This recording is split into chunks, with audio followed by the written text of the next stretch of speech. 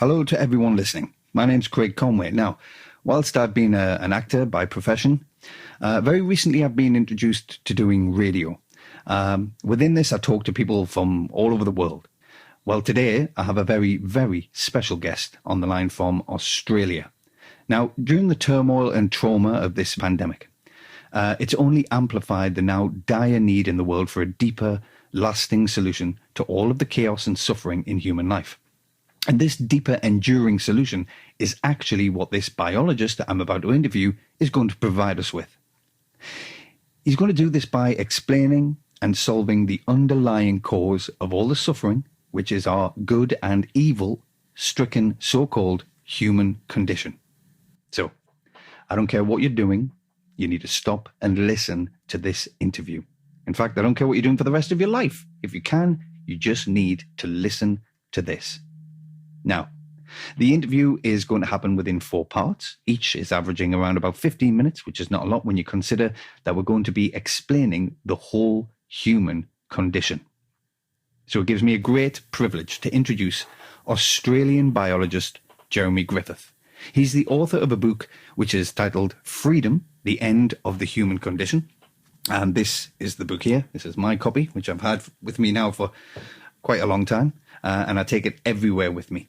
And there are millions of people all over the globe who are currently studying, reading, and researching through this book that Jeremy has brought to us. So, I'm here to tell everyone that this book has not only blown me away and impressed me, but he has also impressed Professor Harry Prosen, who is a former president of the Canadian Psychiatric Association. He's also one of the world's leading psychiatrists. And he said, I quote, "I have no doubt that Jeremy Griffith's biological explanation of the human condition is the holy grail of insight we have sought for the psychological rehabilitation of the human race. This is the book we have been waiting for. It is the book that saves the world." End quote. Now, I think everyone listening would agree that the psychological rehabilitation of the human race is exactly what this world needs. So, buckle into your seats. This is going to be the most interesting and exciting talk you have ever heard. So, Jeremy, thank you for talking with us, and tell us, how does your work bring about the psychological rehabilitation of the human race and end all of the suffering and strife, and as Professor Prosen said, save the world? Thank you very much for having me on your program, Craig. Finding understanding of our psychologically troubled human condition has actually been what the efforts of every human who has ever lived has been dedicated to achieving and has been contributing to finding. As Professor Prosen said, finding understanding of the human condition has been the holy grail of the whole human journey of conscious thought and inquiry. We humans have absolutely lived in hope, faith and trust that one day, somewhere, someplace, all the efforts of everyone, but in particular scientists, would finally produce the completely redeeming, uplifting and healing understanding of us humans. Now, I know it must seem outrageous to claim that this goal of goals has finally been achieved, but it has. In fact, the human condition is such a difficult subject for us humans to confront and deal with that I couldn't be talking about it so openly and freely if it hadn't been solved. Okay, then, Jeremy, solve the human condition for us. We're all ears. Firstly, I'm a biologist. And that's important because I think everyone will agree that what we need is a non-abstract, non-mystical, completely rational and thus understandable scientific, biological explanation of us humans. Okay, so how are we to explain and understand the human condition? Understand why we humans are the way we are. So brutally competitive, selfish and aggressive, that human life has become all but unbearable. In fact, how are we to make so much sense of our divisive behaviour that the underlying cause of it is so completely explained and understood that, as Professor Prosen said, the whole of the human race is psychologically rehabilitated and everyone's life is transformed? Yes, That's what we want. The human condition finally explained, fixed up and healed forever. Exactly, Craig. So, to start at the beginning, I know everyone listening is living with the belief, well, it's what we were all taught at school and are told in every documentary we watch, that humans' competitive, selfish and aggressive behaviour is due to us having savage, must reproduce our genes, instincts like other animals have. I mean, our conversations are saturated with this belief, with comments like we're programmed by our genes to try to dominate others and be a winner in the battle of life, and our preoccupation with sexual conquest is due to our primal instincts to sow our seeds, and men behave abominably because their bodies are flooded with must reproduce their genes promoting testosterone, and we want a big house because we are innately territorial, and fighting in war is just our deeply rooted combative animal nature expressing itself. And the most common comment of all, Craig, is that it's just human nature to be selfish. Yes, exactly. That's exactly. I mean, that really is what I've understood is the reason for our competitive and aggressive nature, that we have brutally competitive survival of the fittest instincts, which we are always having to try and restrain or civilize or try to control as best we can. I mean, that's what I was taught in school. Yes, that's what we were taught. But let's think about this. And what I'm going to say now is very important, so I hope everyone's listening closely. Surely, this idea that we have savage, competitive and aggressive, must reproduce our genes instincts cannot be the real reason for our species' competitive and aggressive behaviour. Because, after all, words used to describe our human behaviour, such as egocentric, arrogant, inspired, depressed, deluded, pessimistic, optimistic, artificial, hateful, cynical, mean, sadistic, immoral, brilliant, guilt-ridden, evil, psychotic, neurotic, alienated, all recognise the involvement of our species' fully conscious thinking mind. They demonstrate that there's a psychological dimension to our behaviour, that we don't suffer from a genetic opportunism-driven animal condition, but a conscious, mind-based, psychologically troubled human condition. And what's more, we humans have cooperative, selfless and loving moral instincts, the voice or expression of which we call our conscience, which is the complete opposite of competitive, selfish and aggressive instincts. I mean, as Charles Darwin said, the moral sense affords the best and highest distinction between man and the lower animals. And of course, to have acquired these cooperative, selfless and loving moral instincts, our distant ape ancestors must have lived cooperatively, selflessly and lovingly. I mean, otherwise, how else could we have acquired them? Yeah. Our ape ancestors can't have been brutal, club-wielding, competitive and aggressive savages as we've been taught. Rather, they must have lived in a Garden of Eden-like state of cooperative, selfless and loving, innocent gentleness, which, as I'd like to explain to you, Craig, in this interview, is a state that the bonobo species of apes is currently living in, and which anthropological findings now evidence we did once live in. For instance, anthropologists like Owen Lovejoy are reporting that our species-defining cooperative mutualism can now be seen to extend well beyond the deepest Pliocene, which is well beyond 5 million years ago. So saying our competitive and aggressive behaviour comes from savage, competitive and aggressive instincts in us is simply not true. As I'd like to come back to shortly, it's just a convenient excuse we have used while we waited for the psychosis acknowledging and solving real explanation of our present competitive and aggressive human condition. Wow, so that's a pretty big statement, Jeremy. I mean, a pretty important point that you're making here. You're saying that our competitive and aggressive behaviour is not due to the must produce our genes instincts like the other animals, but is due to a conscious mind-based, psychologically troubled condition, yes? Yes. Our egocentric and arrogant and mean and vindictive and even sadistic behaviour has nothing to do with wanting to reproduce our genes. I mean, that was absurd. And it's actually really good news that our behaviour is due to a conscious mind-based psychologically troubled condition, because psychosis can be healed with understanding. I mean, if our competitive and aggressive behaviour was due to us having savage instincts, then we'd be stuck with that born with hardwired innate behaviour. It would mean we could only ever hope to restrain and control those supposedly brutal instincts. But since our species' divisive behaviour is due to a psychosis, that divisive behaviour can be cured with healing understanding. So that is very good news. In fact, incredibly exciting news, because with understanding we can finally end our psychologically troubled human condition. It's the understanding of ourselves that we needed to heal the pain in our brains and become sound and sane again. As I said, the savage instincts explanation was just a convenient excuse while we searched for the psychosis addressing and solving real explanation of our divisive behaviour, which is the explanation I'd now like to present. Okay, so what you're saying here, Jeremy, is that we don't need the convenient excuse anymore that we have some kind of savage animal instincts, because we have the real explanation of our conscious mind-based psychologically troubled human condition.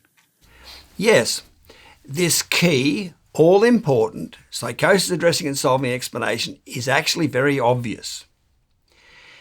If we think about it, if an animal was to become fully conscious, like we humans became, then that animal's new self-managing, understanding-based conscious mind would surely have to challenge its pre-existing instinctive orientations to the world, wouldn't it?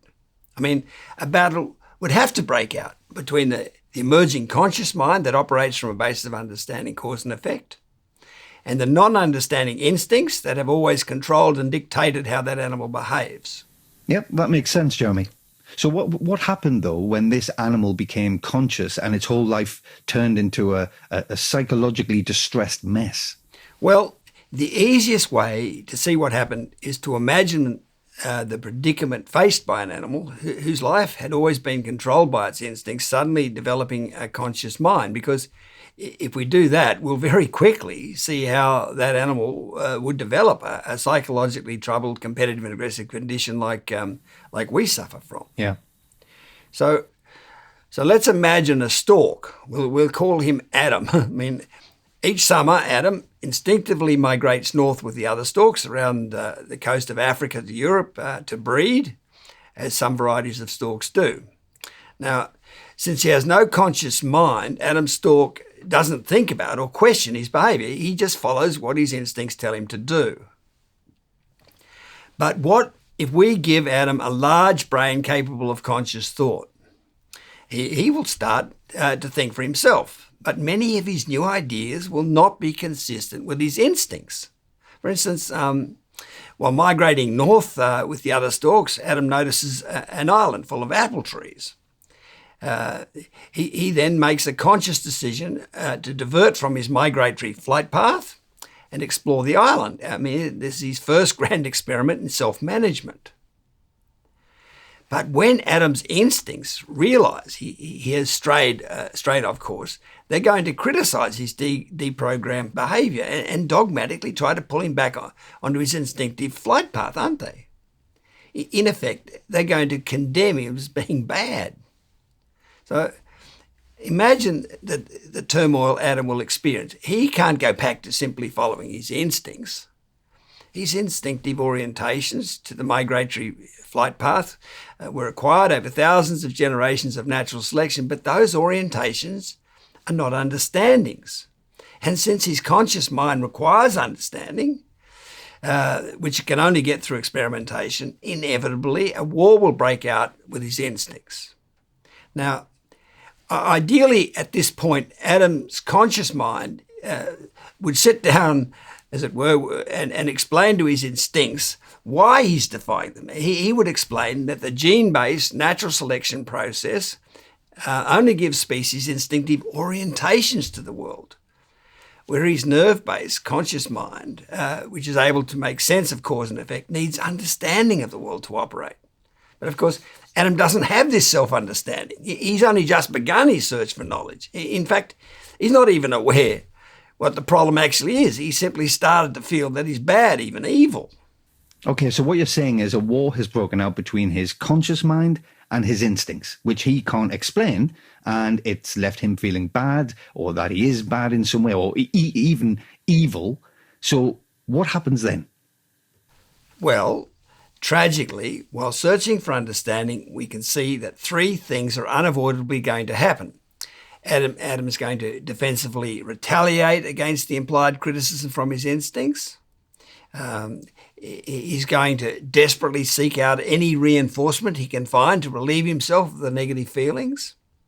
And he's going to try to deny the criticism and block it out of his mind.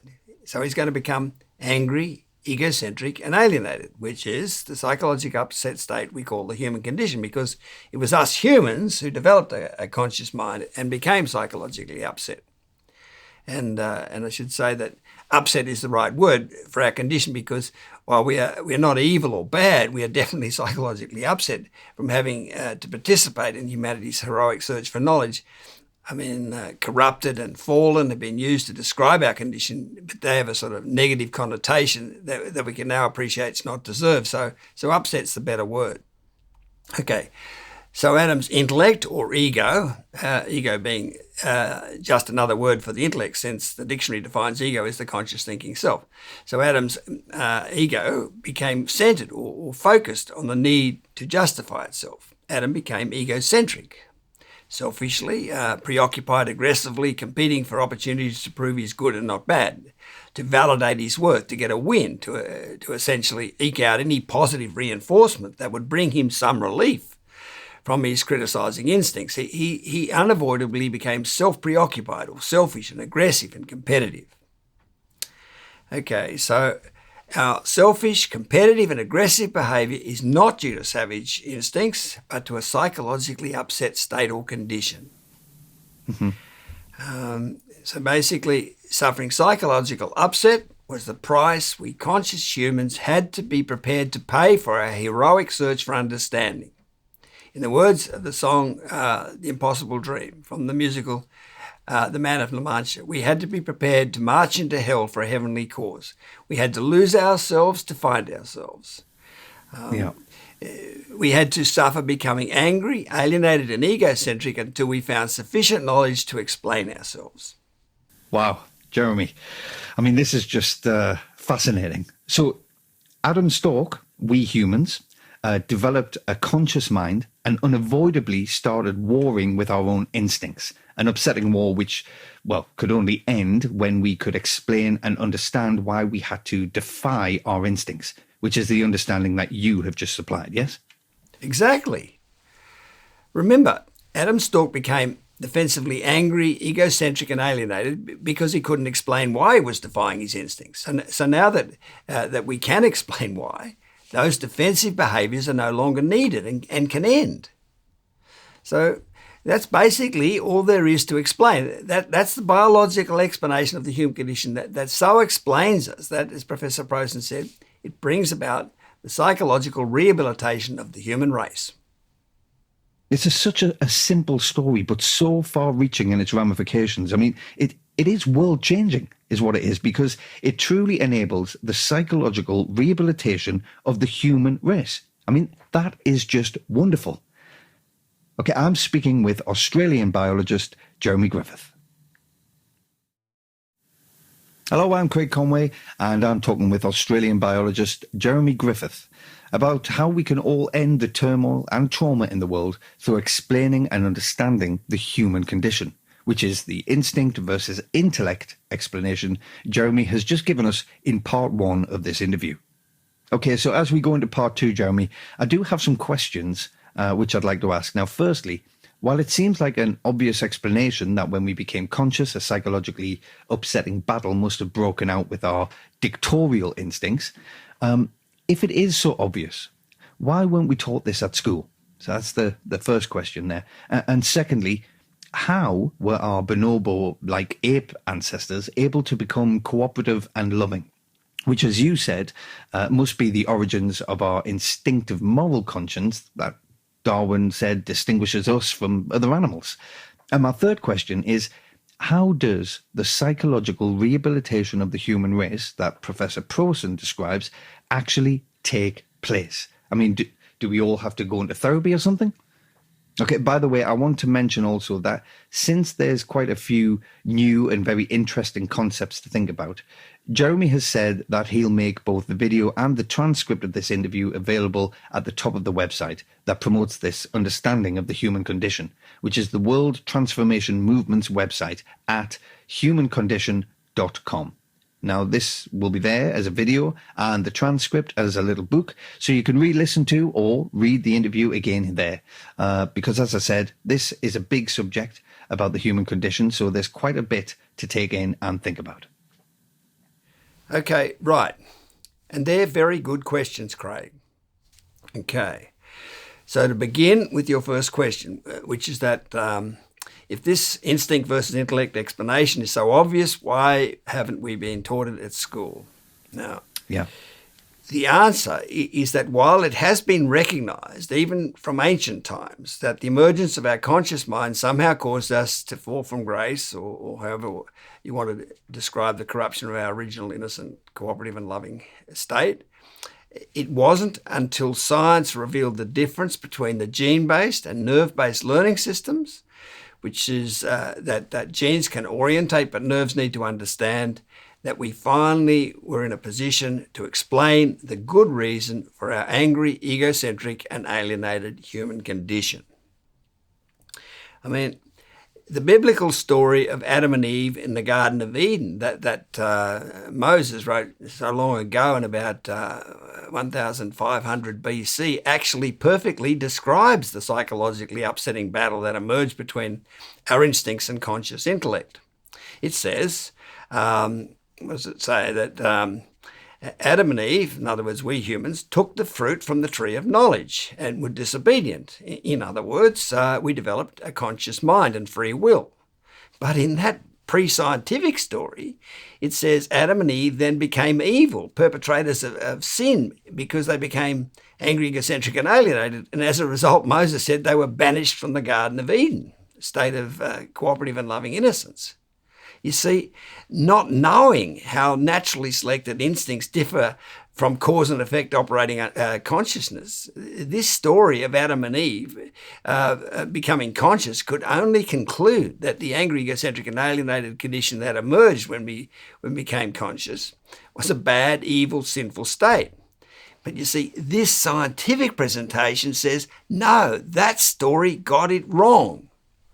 Adam and Eve are actually not just good, but the heroes of the whole story of life on earth. Because surely the conscious mind is nature's greatest invention, and to be given the task of searching for understanding while the whole world's condemning you was the hardest and toughest of tasks. Because that condemnation was universal. All the other innocent stalks are condemning the search for knowledge. And since all of nature, the rain, the clouds, the trees and other animals are all associated with our original instinctive self that was condemning us, the whole world in effect ganged up on Adam and Eve, us humans. And yet all the time we were good and not bad, but we couldn't explain why. But now at last, through the benefit of science, we can.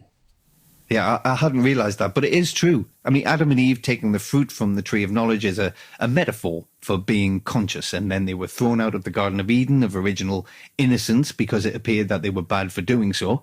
But now, thankfully, we can explain that we humans, we weren't bad at all. In fact, we are the heroes of the story of life on Earth. That's right. We can now explain and understand that we conscious humans are immense heroes and not villains after all. I mean, how relieving is that? Yeah. And with regard to recognition of the upsetting conflict between our moral instinct and conscious intellect, the biblical story of Adam and Eve is far from the only recognition of it from ancient times. I mean, indeed, as the researcher Richard Heinberg summarised in his 1990 book, Memories and Visions of Paradise, every religion begins with the recognition that human consciousness has been separated from the divine source, that a former sense of oneness has been lost. Everywhere in religion and myth there is an acknowledgement that we have departed from an original innocence and can return to it only through the resolution of some profound inner discord. The cause of the fall is described variously as disobedience, as eating of the forbidden fruit from the tree of knowledge, and as spiritual amnesia, which is forgetting or blocking out, or denial, alienation, which is our psychosis. So all our religions and most of our mythologies have recognized the basic conflict within us, that the emergence of consciousness caused our fall from innocence. Yeah. I mean, way back in about 800 BC, the Greek poet Hesiod wrote of our species' pre-conscious time of living cooperatively and lovingly in his epic poem Works and Days. He wrote, "When gods alike and mortals rose to birth, a golden race, the immortals formed on earth. Like gods they lived with calm, untroubled mind. Free from the toils and anguish of our kind, no decrepit age misshaped their frame. Strangers to ill, their lives in feast flowed by. Dying they sank in sleep, nor seemed to die. Theirs was each good, the life-sustaining soil, yielded its copious fruits, unbribed by toil.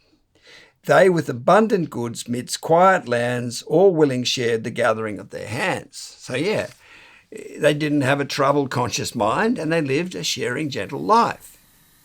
Yeah, I've heard of the idea of a golden race, but I didn't actually know where it came from. So what you're saying then, Jeremy, is our distant ancestors had a calm and untroubled mind, no human condition yet. Yes, that's right. And in 360 BC, Hesiod's Greek compatriot Plato gave this very similar description of our species' pre-conscious time and innocence. He wrote, "There was a time when we beheld the beatific vision and were initiated into a mystery which may be truly called most blessed, celebrated by us in our state of innocence before we had any experiences of evils to come, when we were admitted to the sight of apparitions innocent and simple and calm and happy, which we beheld shining in pure light, pure ourselves, and not yet enshrined in that living tomb which we carry about now." And Plato also gave this other description of this innocent golden age in our species' pre-conscious past, writing of a time when we lived a blessed and spontaneous life, when neither was there any violence or war or quarrel among them. In those days there were no forms of government or separate possession of women and children, for all men rose again from the earth having no memory of the past. So, in other words, they lived in a pre-conscious state. "And the earth gave them fruits in abundance, which grew on trees and shrubs unbidden, and were not planted by the hand of man. And they dwelt naked and mostly in the open air, for the temperature of their season was mild, and they had no beds but lay on soft couches of grass, which grew plentifully out of the earth." Yeah, so the thing is, Hesiod and Plato, like Moses, were living in a time when science still had to be developed. So they weren't able to provide the redeeming instinct can orientate, but only nerves can understand good reason why we departed from innocence and seemingly became evil, bad people. Yeah, because there was no science back then. Precisely. It's only in the last 150 years or so that science has given us, A, the ability to know that the gene-based natural selection process gives species orientations to the world, and B, the knowledge of our nerves and how they're able to remember events, which much developed, has led to our mind being able to sufficiently understand the relationship between cause and effect to become conscious of or aware of or intelligent about those relationships. So that's only happened in the last 150 years. But since the fossil record of our ancestors suggests that our large association cortex thinking, fully conscious brain appeared some 2 million years ago, that means that for almost all of those 2 million years we've been conscious. We've had no ability to explain and understand why we corrupted our original innocent instinctive self or soul. Mm-hmm. And without that redeeming explanation, the only way we could cope with the astronomical guilt of having destroyed Eden has been to deny we ever lived in a cooperative and loving innocent state. Yeah. And that's exactly where the excuse that we have savage, competitive and aggressive instincts like other animals came to our rescue. I mean, as false as it is, it's been an absolutely brilliant excuse, because instead of our instincts being all loving and thus unbearably condemning of our present non-loving state, they are made out to be vicious and brutal, must reproduce your genes instincts like other animals. And instead of our conscious mind being the instinct-defying cause of our corruption, it was made out to be the blameless mediating hero that had to step in and control those supposed vicious instincts within us. And any of those who dared to admit the truth of our cooperative and loving past, like Hesiod and Plato, were just dismissed as deluded romantics. And the whole idea of an innocent Edenic past was said to be nothing more than a nostalgia for the security and warmth and comfort of infancy. That it was never a historical state, as the Jungian psychologist Eric Newman said in his book, The Origin and History of Consciousness. Yeah, and we couldn't face the truth that we had turned utopia into dystopia, into a dreadful place of conflict and suffering, yes? That's right, Craig. Now, I should point out that while most contemporary thinkers have clung to the savage instincts excuse for our divisive behaviour, there have been some who, like the ancient thinkers, truthfully recognised the basic instinct versus intellect elements involved in producing the human condition. Eugene Murray, Paul MacLean, Arthur Koestler are a few who come to mind. But while all contemporary thinkers have had the benefit of science, having revealed the difference between the gene-based and nerve-based learning systems, and have therefore had the means to truthfully explain the human condition, those who did recognise the basic instinct versus intellect elements didn't take their thinking far enough to actually explain the human condition. And those who have been attached to the false savage instincts excuse, which is the great majority of scientists, obviously haven't been thinking truthfully, so they couldn't explain the human condition. Which is all why it's taken the truthful thinking of the preeminent South African philosopher Sir Lawrence van der Post and following him myself to finally present the complete, true explanation of the human condition. Okay, and Jeremy, I assume that people can read about the contemporary thinkers who recognised this instinct versus intellect elements involved in the human condition, and those who clung to the savage instincts excuse. People could read about this on the World Transformation Movement's website, which is at humancondition.com, yes? Yes, they can, Craig. In particular, in the fourth video at the top of the homepage. Also, how Sir Lawrence van der Post and I managed to address and solve the human condition is described in my 2020 book, How Lawrence van der Post Saved the World, which is also freely available on that website. Basically, what's explained in that book is that since everyone is naturally, variously, psychologically upset from their different encounters with humanity's battle to find knowledge, there was always going to be a few who were fortunate enough in their infancy and childhood to escape encountering the angry, egocentric and alienated effects of that upsetting battle. And it's these few who could look into the human condition without being overly confronted by it. And Sir Lawrence and I were two of these extremely fortunate, denial-free thinking people, which is how we're able to find understanding of the human condition. I should also say that while there's growing support for this now absolutely desperately needed understanding of the human condition, mainstream science is yet to recognise and support it. But that's what happens with paradigm-shifting breakthroughs in science. I mean, when the physicist Max Planck said science progresses funeral by funeral, he was recognising how attached each generation of scientists become to the way of thinking they grew up with, and therefore how slow science as a whole is to move to a new paradigm of understanding. And the playwright George Bernard Shaw also warned of how difficult it is to introduce a new paradigm of thinking, especially one that dares to confront the historically unbearably confronting an off-limits subject of the human condition, when he said all great truths begin as blasphemies.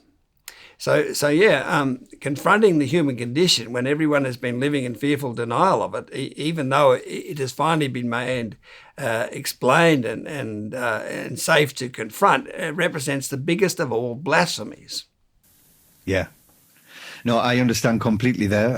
I mean, from my limited experience, Jeremy, I know how difficult it is to get people to change their way of thinking. But your basic point is that science's discovery of the way genes and nerves work has finally made it possible for the liberation of humanity from the horror of the human condition. Yeah, that's the essential truth. Science is the liberator, the so-called messiah or redeemer of humankind, as we've always hoped it would be. Yeah, and all this in the nick of time, Jeremy, because I actually don't think the world can cope with any more upset behaviour from us humans. But of course, we still need the scientific community to get on board and support this understanding. Absolutely.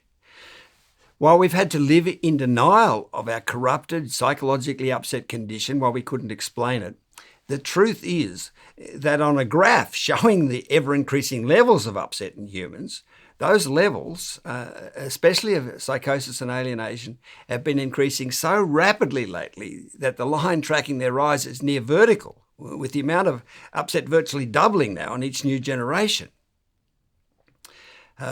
Freedom Essay 59 on our World Transformation Movement website describes this terrifying in-play threat of terminal levels of psychosis. Basically, we had virtually lost the race between self-destruction and self-understanding.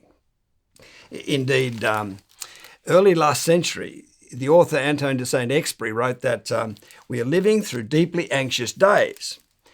And if we are to relieve our anxiety, we must diagnose its cause. What is the meaning of man? To this question, no answer is being offered, and I have the feeling that we are moving towards the darkest era our world has ever known.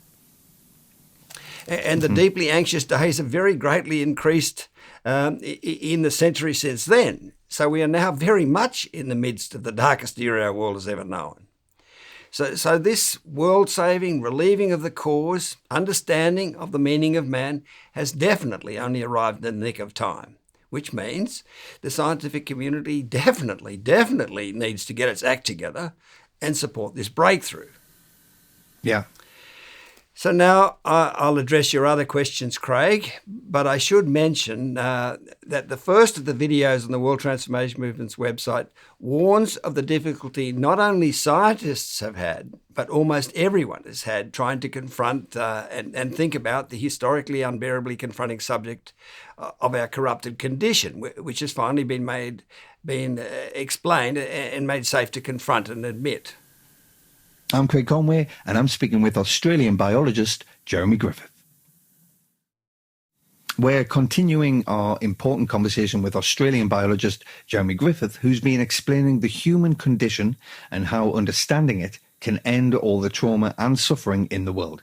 And boy, don't we need that. So, in part one, Jeremy explained that we, conscious humans, became angry, egocentric and alienated because we couldn't explain why we had to defy our instincts. But now that we can explain this and understand ourselves, those defensive ways of coping are no longer needed and the human race is psychologically rehabilitated. In part two, Jeremy explained that the reason we had to use the dishonest, savage instincts excuse is because science had to find understanding of the way genes and nerves work. That genes can orientate a species, but nerves are needed to understand cause and effect.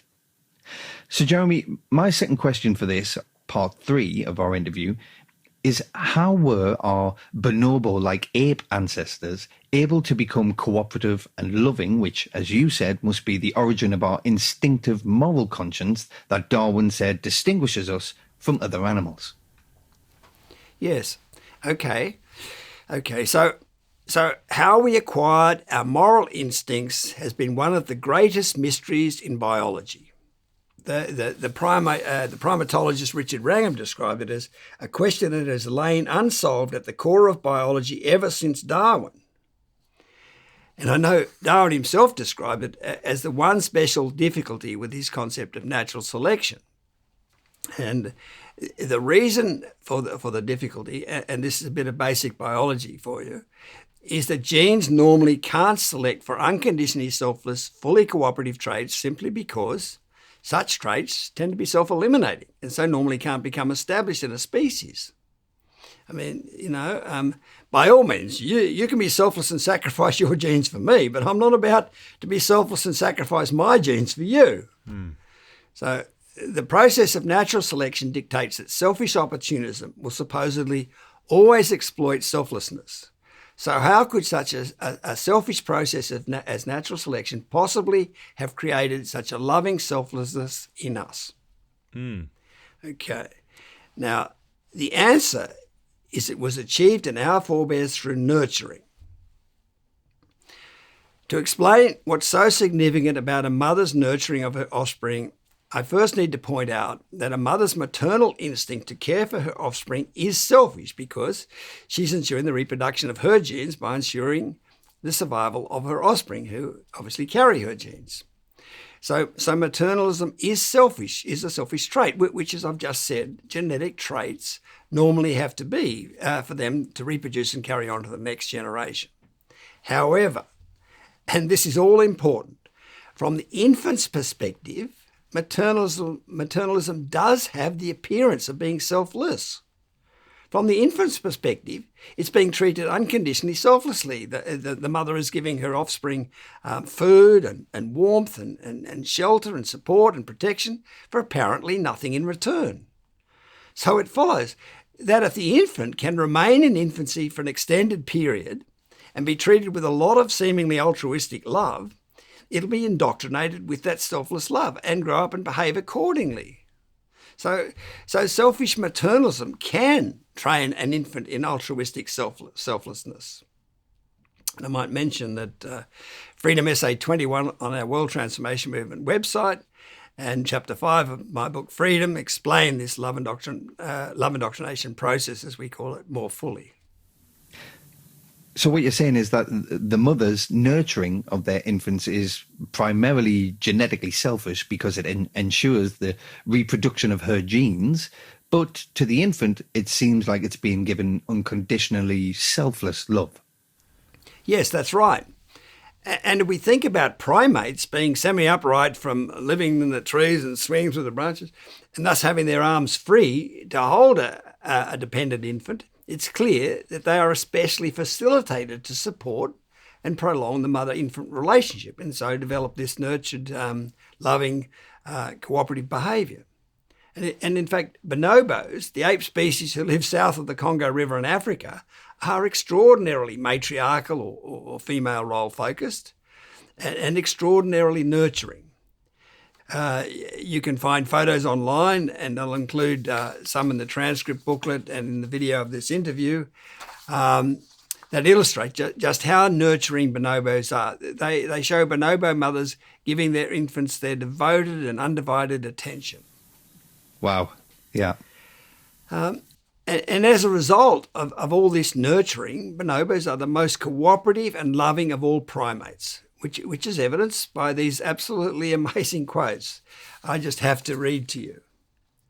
Bonobo zookeeper Barbara Bell writes that adult bonobos demonstrate tremendous compassion for each other. For example, Kitty, the eldest female, is completely blind and hard of hearing.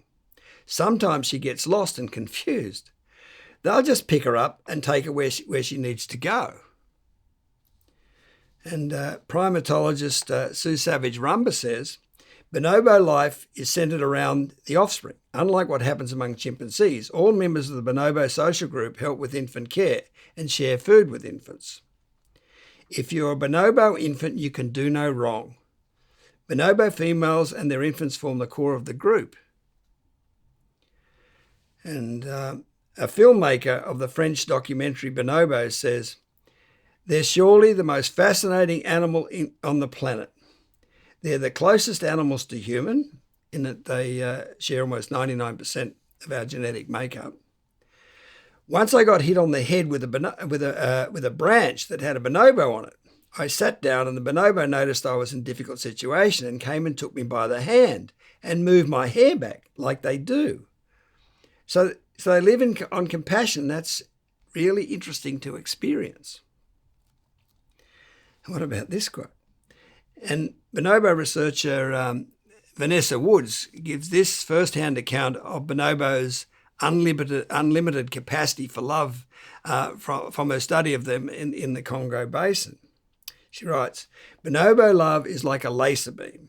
They stop, they stare at you as though they have been waiting their whole lives for you to walk into their jungle. And then they love you with such helpless abandon that you love them back. You have to love them back." Wow, Jeremy, I mean, these are astonishing quotes. They really are. Yes, they are truly amazing quotes. And bonobos are our closest living relatives. As mentioned, they share 99% of our DNA. So we can see that the bonobos provide the perfect evidence for how our distant ape ancestors became cooperative and loving. I have another picture here of a group of bonobos resting in a grassy glade, which I'll also put in the transcript booklet. And it's perfectly equates with the description I mentioned earlier that Plato gave about what life was like for humans back in the golden age of nurtured togetherness. Plato said, and they dwelt naked and mostly in the open air, for the temperature of their season was mild. And they had no beds, but lay on soft couches of grass, which grew plentifully out of the earth. So there's the grass and there's the bonobos. Clearly, we have perfect instinctive memory, if we don't choose to deny it, of what life was like before the fall, because Plato didn't know about the existence of bonobos, and yet knew exactly what our bonobo-like bonobo-like life was before the fall was like. Yeah. Now, this quote is a bit long, but it's such a wonderful intuitive remembrance of our species' bonobo-like time in an alienation-free, all-sensitive and all-loving state of innocence that I just have to read it out. It's from the great Russian novelist Fyodor Dostoevsky. He wrote of a time when the grass glowed with bright and fragrant flowers, birds were flying in the air, and perched fearlessly on my shoulders and arms and joyfully struck me with their darling wings. And at last I saw and knew the people of this happy land. They came to me of themselves, surrounded me, kissed me. The children of the sun, the children of their son. Oh, how beautiful they were. Their faces were radiant. In their words and voices there was a note of childlike joy. It was the earth untarnished by the fall. On it lived people who had not yet sinned. They desired nothing and were at peace. They did not aspire to knowledge of life as we aspire to understand it, because their life was full. But their knowledge was higher and deeper than ours. But I could not understand their knowledge. They showed me their trees, and I could not understand their intense love with which they looked at them. It was as though they were talking with creatures like themselves, and I'm convinced that the trees understood them. They looked at all of nature like that, at the animals who lived in peace with them and did not attack them, but loved them, conquered by their love. There was no quarrelling, no jealousy among them, for they all made up one family. I mean, this description of being conquered by their love is so like the description just given by the bonobo researcher Vanessa Woods, isn't it? When she said, bonobos love you with such helpless abandon that you have to love them back. You have to love them back. Again, we see how accurate our memory is, if we don't deny it, of what life was like before the fall. I mean, that quote is so wonderful. It's just amazing. Thank you, Jeremy. I'm glad you read it out. This nurturing explanation of our moral instinct seems reasonably obvious and evidenced by those quotes about bonobo behavior and also by the photographs of the bonobos. So why haven't I heard about this until now, until you brought this information to me?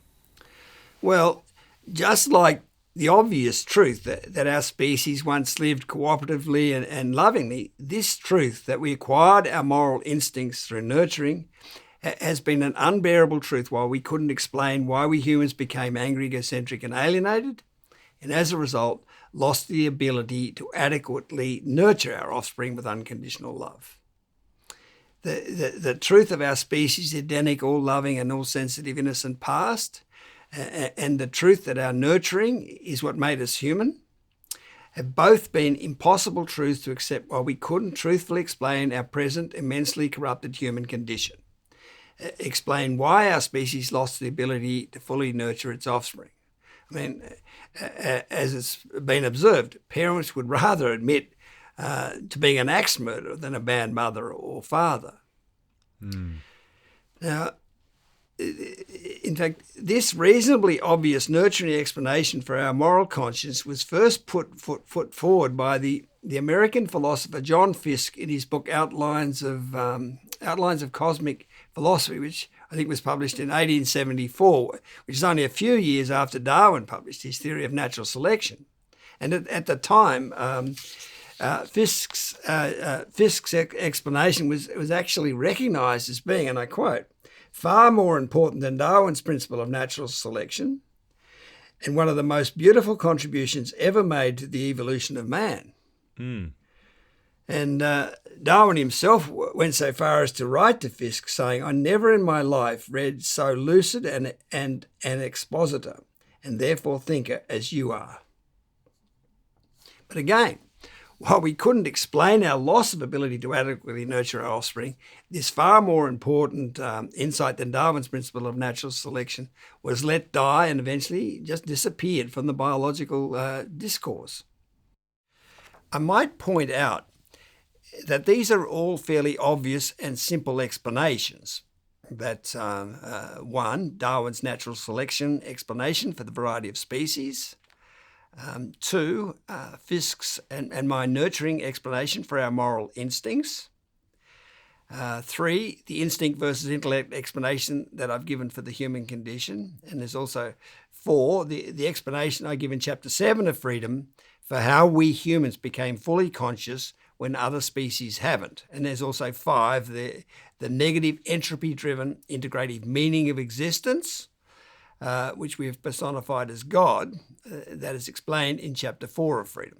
And I should say, together, these are the five main questions science has had to answer about our world and place in it.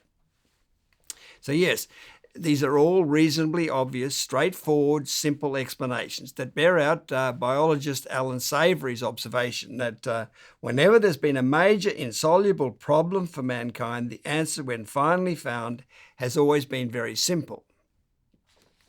As Freedom makes clear, having to live in denial of the human condition has blocked our access to so many reasonably obvious truths. Thanks, Jeremy. This is really amazing to learn about how science has denied our species cooperative and loving heritage and the nurtured origins of that cooperative and loving soul. But it all really does make sense. I mean, we certainly needed the defence for our corrupted condition before we could face the truth about it, I guess. Anyway, I am speaking with Australian biologist Jeremy Griffith. Hello and welcome back to part 4 of the interview. I'm Craig Conway and I'm here with Jeremy Griffith, the biologist who has just explained how humans acquired our moral instincts. This is an absolutely remarkable interview. So continuing on, Jeremy, what about my third question for this final part 4 of the interview, which is, how does the psychological rehabilitation of the human race that this understanding gives us actually take place? Now, do we all need to go into therapy or something? Well, what this real and actually very obvious instinct versus intellect explanation of the human condition fundamentally does is lift the burden of guilt from the human race. It establishes that we humans are good and not bad after all. While we're all inevitably variously angry, egocentric and alienated from our different encounters with humanity's heroic battle to find knowledge, ultimately self-knowledge, understanding of our corrupted condition, we can now know that every human is fundamentally good. And this ability to understand and know there was a good reason why the human race became psychologically upset is the key relieving understanding we have been in search of ever since we became conscious some 2 million years ago and our corrupted condition emerged. I mean, that is the key relief for our mind. Being finally able to understand that we are good and not bad is what brings us the greatest psychological relief of all. I mean, the psychoanalyst Carl Jung was forever saying wholeness for humans depends on the ability to own our own shadow. And since we can now own the shadow of our species' 2 million years corrupted condition, the human race is finally in a position to become whole. I mean, the word psychosis literally means soul illness, and psychiatry literally means soul healing, derived as they are from psyche, meaning soul, and osis, meaning abnormal state, and iatreo, which means healing. But we've never been able to heal our soul, explain to our original instinctive self or soul that us fully conscious thinking humans, are good and not bad, and by so doing reconcile and heal our split selves. But now at last we can. Well, there is an adage that says the truth will set you free. So what you're saying then, Jeremy, is that the truth of our fundamental goodness is the truth that we needed to set us free from the human condition. Precisely. And while that is the main relief our mind needed, obviously the more we digest that relieving understanding, the more healing relief comes to every aspect of our upset condition. And to have had to endure being unjustly condemned as bad for 2 million years does mean that there's a great deal of upset to heal. I mean, to appreciate how much upset exists in us humans now, imagine living for just one day with the injustice of being condemned as bad, even evil, when you intuitively knew but were unable to explain that you were actually the complete opposite of evil. Namely, truly wonderful, good and meaningful. In fact, not just good, but the hero of the story of life on earth. You would be hurt to the core and furious, wouldn't you? Now, extrapolate that experience over 2 million years, and we can begin to appreciate just how much volcanic frustration and anger must now exist within us humans. I mean, while we have learnt to significantly restrain and conceal, we call it civilize, the phenomenal amount of upset within us, under the surface, we must all be boiling with rage. And sometimes, when our restraint can no longer find a way to contain it, that anger must express itself. Hence our capacity for shocking acts of cruelty and sadism, hate, murder and war. Yeah. And no wonder we have led such an evasive, denial-practicing, lying, avoiding any criticism, escapist, alienated, superficial and artificial, greedy, egocentric, power, fame, fortune and glory-seeking existence. We've had to smother ourselves with material glory while we lack the spiritual glory of compassionate understanding of ourselves. So there's an enormous amount of upset to subside and heal in us humans. And that will obviously take time. In fact, we have to expect that will take a number of generations to completely be ameliorated. But the good news, and this is very important, is that while it'll take a number of generations to heal all the upset in us humans, everyone can immediately live free of their upset. Now, the reason we can live free of it is that while we lack the real defense and reinforcement of understanding of our corrupted condition, we absolutely needed the artificial defenses and reinforcements of attacking any criticism of our corrupted condition, of denying and blocking it out, and of finding any positive reinforcement we could. Our anger, alienation, egocentricity are what sustained us. But now that we have the real defense and reinforcement of our fundamental goodness, all those artificial defenses and reinforcements are obsoleted. They're no longer needed. In fact, to continue using the old artificial defenses of retaliation and denial and and the search for relieving power, fame, fortune, and glory, when our fundamental goodness has been established, is not only clearly pointless, but also unnecessarily destructive of ourselves and everyone around us and of our planet. That way of living is now completely obsoleted, finished with. That makes total sense. I mean, our artificial ways of reinforcing ourselves are obsoleted by the real reinforcement of ourselves. One way of living ends, a new one begins, free from the human condition. Whew, thank God for that. That's for sure. Now, there's just one more thing I should explain, which is that socialism, the New Age movement, the politically correct movement, and all the other idealistic movements were actually all false starts to a human condition-free world, because the upsetting battle to find knowledge, ultimately self-knowledge, understanding of why we are good and not bad, still had to be completed. In fact, trying to impose cooperative and loving idealism on our upsetting search for knowledge while we still had to continue that upsetting search made carrying on with it extremely difficult.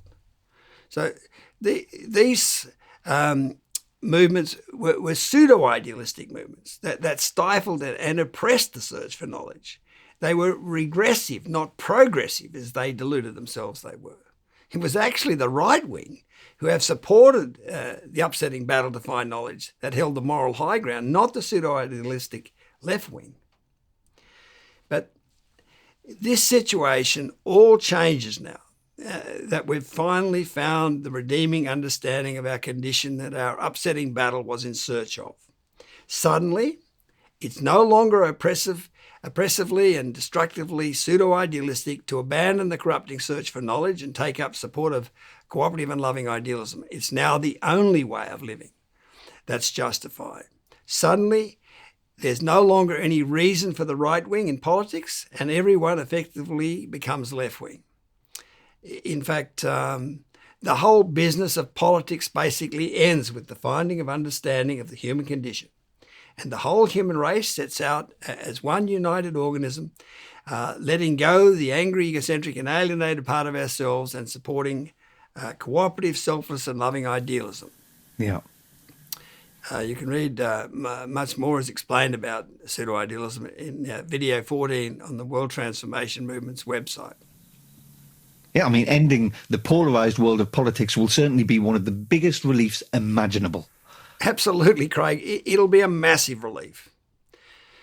So that's how the whole world suddenly, immediately changes from a psychologically embattled, angry, egocentric and alienated state to a world where everyone has decided to abandon their still-to-be-healed, competitive and aggressive behaviour and takes up support of a cooperative and loving existence. So finding understanding of the human condition brings to an end the insecure, upset, artificial, reinforcement-dependent, angry, egocentric and alienated world. A new human condition resolved, cooperative, selfless and loving world now emerges. Light comes streaming into the dark, cave-like world of denial that we've been living in, and it will all be like waking up from a nightmare. Basically, with the ability to understand ourselves, we can return to our original cooperative and loving state, but this time fully conscious. As the poet T.S. Eliot anticipated, we shall not cease from exploration, and the end of all our exploring will be to arrive where we started and know the place for the first time. Wow, Jeremy, that has been absolutely incredible, enlightening, enthralling, and I really can't thank you enough for sharing with us your knowledge and your insight to think about the human race being transformed just in the nick of time is, I think, what everybody out there who has listened to this will be hoping for. And your book, Freedom, again, will be available on humancondition.com for everybody to access and to get. And it's free on there as well. So please follow this interview up. Listen to this interview again and again. Try your best to understand what Jeremy is saying here, but get online, get the information and keep studying. And let's hope we can all enjoy and embrace a new change for the world, for all of us. Jeremy, it's been wonderful to talk to you. Thank you for joining us. And we will hopefully speak to you again. But better so, we'll be seeing your work in the lives of everybody across the planet and across the globe very soon. I've been Craig Conway. This has been The Interview with Jeremy Griffith.